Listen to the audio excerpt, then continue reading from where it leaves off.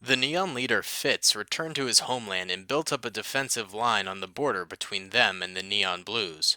He worried a second strike would be coming in any second, so he called upon any reserve units that could be spared to help. The preliminary army that they had scrambled together for the first battle was really some of the worst troops that the Neon Greens had to offer. They were actually recruits, fresh out of training, who happened to be closest to the borderlands. In actuality, the Neon Greens were a warrior nation, with better training and skills than their Neon Blue enemies. Additionally, the style of tanks that the Neon Blues utilized were unremarkable compared to the top-of-the-line Neon Green tanks that were in production. But the Blues were better with small arms. They had more light machine guns and infantry weapon variety than the Neon Greens. Neither side could be underestimated in this war. General Dutch saw the initial victory in this war as a good sign, and sought the Blue Council to allow for him to further push into Green territories. We took terrible losses, and the victory was rather Pyrrhic, Dutch. Are you sure your men can handle another attack soon? The head council member asked. Yes, sir. I think our second attack will truly ruin the Neon Green's will to fight, if we are victorious, of course. I believe in our men's ability, though, sir. Very well. Call upon additional forces and we shall see what you can do. We look on with great interest, Dutch. So the two armies were set for another battle, except this time the Neon Blues would have to attack an entrenched Neon Green defensive position. Hey guys, what's going on? Daily Tactics here, and I am back with episode 2 of Army Men Neon Wars. So, in this episode, Dutch, the leader of the Blues, has sent forth a large-scale invasion force into Neon Green territory. Their last battle took place on the very border of the territory, and two armies came and assaulted each other in a clash, and the Neon Blues, it was a very Pyrrhic victory. They barely won. They had a few soldiers left alive, but Dutch thought the victory was good enough that they should just try and steamroll the Neon Greens. However, the Neon Green leader Fitz quickly got his stuff together and called upon a new army from the back lines, a more elite army, and so they've got a little bit better health than the Neon Blues, and they've got plenty of tanks and things like that, and they set up a defensive line on the very, pretty much on the border as well, to the Neon Blues. So there's this military base back here which they are working to protect. The Neon Green Army has a pretty good variety of soldiers. They have less heavy weapons than the Neon Blues, which is the Neon Blue specialty. They mainly have old school M16s, M1 Garands, Mosin Nagants, SMGs. They have a lot weaker of a weaponry than the Neon Blues, but their tanks are arguably better. They have Tiger tanks, quite a number of them, Panzer 4Gs. They've also got some of these Panthers, which are very, very powerful. And so we're going to see some awesome defensive action, I think, in this battle from the Neon Greens. Now, the Neon Blues, like I said before, they have a bit heavier weapons, more powerful weapons. They've got more Scar H's, more of these MG60s. They've got some standard M16s, some rifles, but for the most part, their light arms are better than the Neon Greens. Their tanks are also slightly worse, I would argue. The Comet is no match for Tiger tanks, or even Panzer 4Gs. It's a pretty even match, or the Panther can wipe out a Comet easily. But the Black Princes here are what really steal the show for the Neon Blues. These are very, very powerful, armor-heavy tanks that just totally dominated in the last episode. They totally won the battle for the Neon Blues, let's be honest here. So I'm very curious to see how they do in this battle as well. So without further ado, I'll be right back and we'll get this started. 1 second. Alright guys, so let's go ahead and press start here without further ado, and the blue tanks begin to move forward and immediately get into some action against the Neon Green defenses. Tiger tanks beginning to round off against the enemy. A few of them taking a few hits, but they don't seem to be going down quite yet. Neon Green infantry firing away as well. A pretty slow start to the battle, but the Neon Blue tanks are seeming to do a bit of a Blitzkrieg method here, coming ahead of the infantry, pretty far ahead actually, though they are getting knocked out a bit by the enemy Tiger tanks and whatnot. This Tiger tank is still going strong, but the Tiger tank in the middle going down.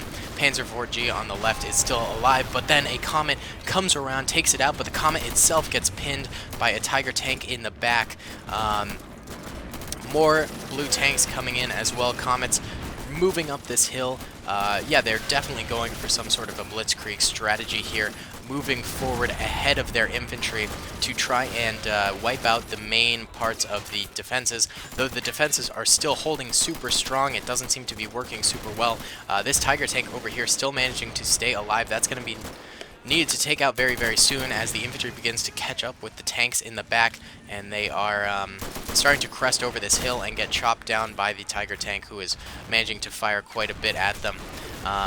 They need to take out that Tiger tank very, very, very soon. But the blue tanks, being somewhat inferior to the neon green tanks, are having a lot of trouble, though a Black Prince is now heading up this hill. Maybe it can get a shot off. Actually, Tiger tank over here manages to get taken out. Perhaps it was this Comet over here, or one of these Comets, or perhaps it was bazooka infantry. Not quite sure. I didn't manage to catch sight of it. But looks like after the initial blitzkrieg into the neon green lands, the neon blues are still trying to go with that method by sending their tanks forward of the infantry, and infantry providing backup / cleanup afterwards. We see the neon greens are losing a lot of their tank power here. Most of their tanks are dead or damaged. This Tiger tank is dead. Panthers in the middle here is dead. It seems like really the only tanks left alive are the ones in the very back in the military base itself, who are able to still fire and combat some of these oncoming blitzkrieging neon blue tanks, which are coming on strong and heavy, really, really trying to get the upper hand on the neon greens early. True to blitzkrieg method, the neon blue infantry is coming forward to provide sort of backup and cleanup to the tanks that went ahead of them, and they've got a lot of work to do, though.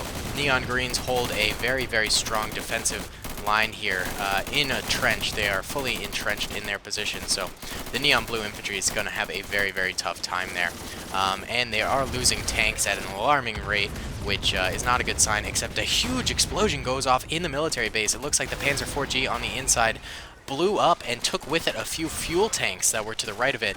That has seriously damaged the lines over here. Look, it blew up and took with it tons of neon green infantry. That is very, very bad for the neon greens. No bueno at all. They really need to take out these tanks, and this Tiger tank is doing its darndest to try and take out this Comet, and oh, I think this Comet's actually dead, and it's trying to take out the Comet behind it, but this Comet is using... Oh, no, this Comet's still alive. Look at all the damage it's sustained. How is this tank still operational? That is very, very shocking. Either way, the neon greens, it is looking more and more desperate. Ooh, they get a nice shot off, though, over here. Managed to take out one of these bad boys that was giving them some trouble. Black Prince is still in the back here for the neon blues. Their armor is just so thick and heavy that it's going to be very, very tough to take these things out. Looks like we have some main gun damage, though, on this one. So it's crippled, but it's not dead totally. Neon blue infantry crawling forward, working to advance their position. And the neon green lines are trying to hold them back, though there's not a ton of troopers left to do so in the outside trench lines. It looks like it's going to be a battle in the inside, where they still have a good number of troopers, I would say. A lot of choke points, in addition to one Panther tank, which is going to be very helpful for them. This Tiger tank inevitably got killed. The crew bailed out and is now providing some cover fire for their boys in the trenches. Neon blue infantry proceeding forward. Still doing quite well, I would say. They've got a lot of infantry. Their tank warfare has died down quite considerably. They've lost pretty much all of their tanks, I do believe, except for maybe that Black Prince back here and this one, but it's highly damaged. They're in grenading distance, it looks like, and they are tossing a few grenades into the trenches of the neon greens, who are struggling to hold them back on the outside defense lines, but Why don't we go ahead and enact the retreat rule for the Neon Greens here. Get the men who are in the outside trenches back, because there's really no point in them just dying out here when they could help on the inside. So we just went ahead and did that, and we'll put them in okay positions, I guess. Alright, so the outside defenses here have been almost completely obliterated. There were a few men who I didn't manage to retreat, it looks like. So this guy's just going to have to... Come on, shoot him. Dude, you got it. What are you doing? No! That was a derp if I've ever seen it. Neon Blues now managing to actually get into the trench lines here and take on the Neon Greens directly at their military base. But the Neon Greens still have a Panther right here, which is going to be very, very effective. Not to mention they have a lot of infantry left alive, too, within the military base, which is going to put up a good amount of resistance, I think. I think still the Neon Greens have a very solid chance of pulling a victory out here. They just need to really utilize their resources well and make sure that they're taking out a ton of these Neon Blues with everything they got. This Panther, I think, is going to be a game changer in that regard. Alright, Neon Blues getting shot down, it does appear. That Bazooka Trooper is single-handedly taking out tons of them, but he gets shot down, sadly, himself behind this box. His comrade's also going down here. But they've still got a solid defense, I would say. Oh, okay. That box going down just screwed over these two guys. One of them taking a dome shot to the head almost immediately. Grenades going over the walls at these Neon Greens, who have to duck out of the way. One of them doesn't make it far enough. The other happens to survive, though. Neon Blues trying to figure out a strategy. Looks like they're hovering more towards the left in the middle here, and that might be their entrance point that they go for. And here we go. The first entrances, I guess. Panther managing to take out a number of them, but then another soldier makes it in. He takes a pot shot at this green soldier, takes him out, takes out the other guy at the wall there, who must have just frozen in shock or something like that. This guy's going full Rambo here. More soldiers entering in the middle. Right side, still not a lot of action going down. There are two Neon Green soldiers holding that right side very, very well. Panther is going to be instrumental in holding the left over here. Well, the Neon Blues left, the Neon Greens right. Yeah, these guys found a nice entrance on the middle, though, and they're beginning to burst on through. Neon Green soldiers doing their best to hold them back, though I don't know if they've got the guns for this now. Ooh, big explosion right there with that Bazooka Trooper. Manages to take out a few soldiers. This guy with the Mosin Nagant providing some cover fire, but can he cover fire fast enough? Neon Green soldier here takes out a grenade. He's going to whip it forward. His buddy dies. Grenade's out there. He gets shot in the back, though. Panther now loses its flank cover and is now susceptible to these blue soldiers, but it's managing to mow them down quite nicely before they actually manage to get any kills. These two Neon Greens holding the left side over here for them, though they are getting quite heavily shot at from pretty much all sides. And it does look like it's turning into Panther final stand here, which is okay. I mean, the Panther can definitely withstand some serious Neon Blue infantry, but it will eventually go down, I think. This Neon Green soldier standing up in a final stand mode here, taking out a few Neon Blues as it goes. The Panther trying to help out the best it can, managing to kill quite a number of Neon Blues. The Neon Blues can't manage to get a Bazooka Trooper close enough because the Neon Green Panther here has such a good situation going for it. It has a whole machine gun right there, and then it's also got this axle machine gun which it can rotate over this way and take out those Neon Blues on the left. Though it does now have to deal with this Comet who is taking lob shots at it from outside the military base. Alright, Neon Blue infantry proceeding even farther forward. This Neon Green soldier, oh, he gets 2 more kills and then goes down. That guy is a hero for the Neon Greens for sure. Neon Blues don't have any Bazooka Troopers, actually, within the base right now. There should be... I mean, they have them. I just don't know if they're dead or not, so this could be bad.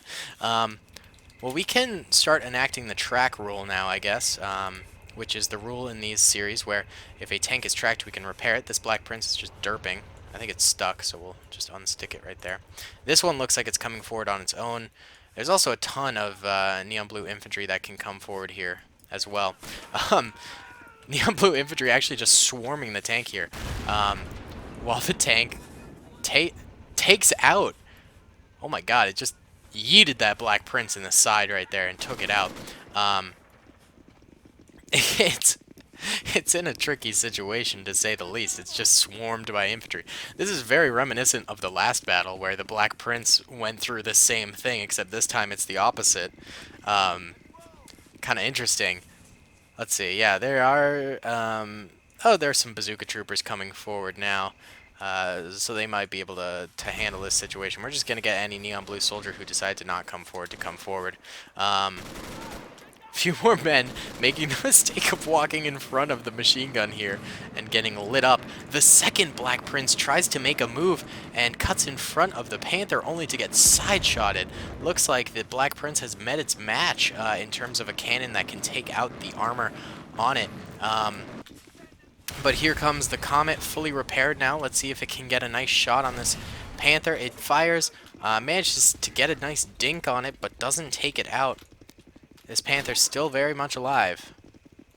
I don't know if it has an angle on that Comet, though. It's kind of interesting. I was actually really happy with how you guys responded to the first episode of this. I really thought people would be against it. You know, when new series are introduced and things like that, people tend to be pretty against it and uninterested, but you guys really responded well to it and were excited about it, which I was so happy to see because I really wanted this to succeed on the channel. And I'm so glad you guys are enjoying it, and I really hope it continues to be that way. Either way, the Panther getting side-shotted. It is tracked now. It is not able to move, but it is still fully functional beyond that. This Comet's trying to move around these mountains to get a nice side shot on it, it seems. But it's getting hit from the bazooka troopers to the left as well.